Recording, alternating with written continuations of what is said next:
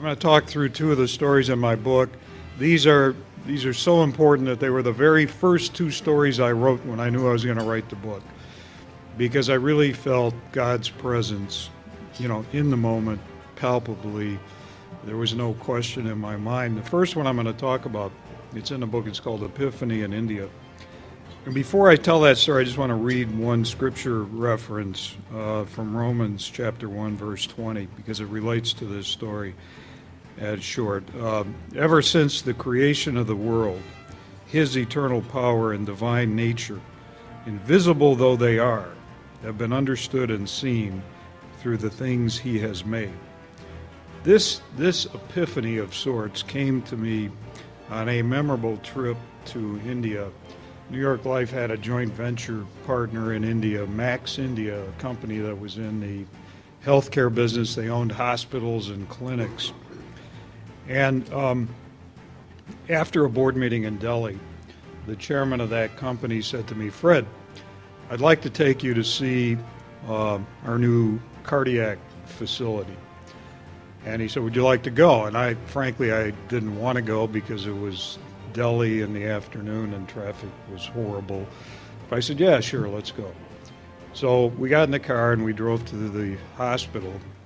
And as we were walking in this beautiful building in the big atrium, he said to me, "Fred, as long as you're here, how would you like to observe a procedure?" I really didn't want to do that. But I thought, I'll be in an amphitheater 15 feet above the operating table, and if I get a little queasy, I can turn away and not watch. But then, to my surprise, the chief of staff marched me into the scrub room.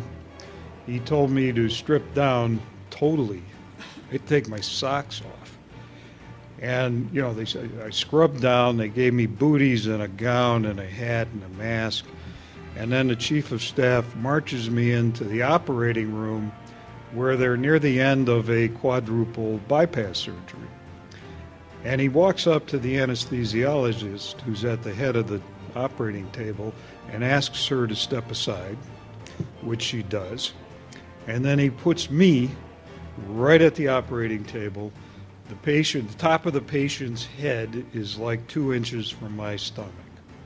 And, you've got a chief surgeon, assistant surgeon, chief and assistant nurses. They didn't even flinch. They didn't even look at me. They just continued their work. But they were near the end, and there was right in front of my nose, about 18 inches away, is an open chest cavity with a beating heart.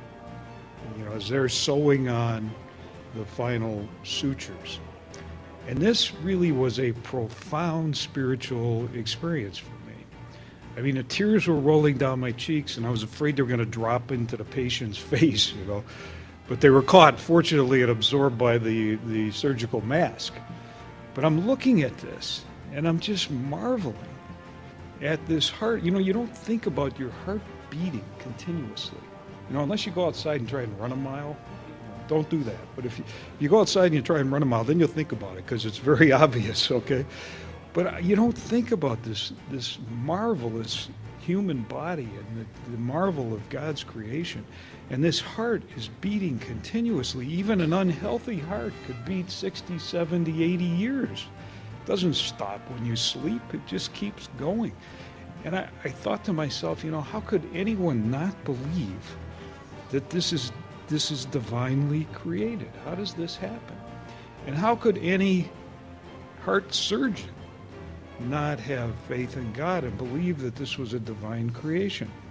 So now I kind of approach life with a new wonderment, and I kind of marvel daily at all of God's incredible creation. And in fact, something, I'm actually astounded by the existence of life in any form. I mean, think about it. A thimble full of water from a pond, or a teaspoonful of soil from your backyard, has more living organisms than are known to exist in the rest of the universe. Think about that. I mean, it's just remarkably incredible. And,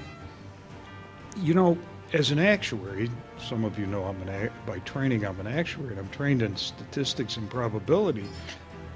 it's far easier for me to believe that this human body and these marvelous creations were done by God. And they weren't simply by chance an evolution to a human being from a single cell amoeba over billions of years. I just don't buy it. I'm sorry. People may disagree with me. And I'm not saying there isn't some form of evolution. But this is God's creation.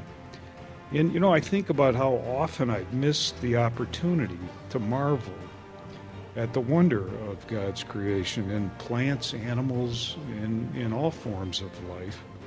And what a shame that we kind of toil through our daily life and we don't stop to reflect on that.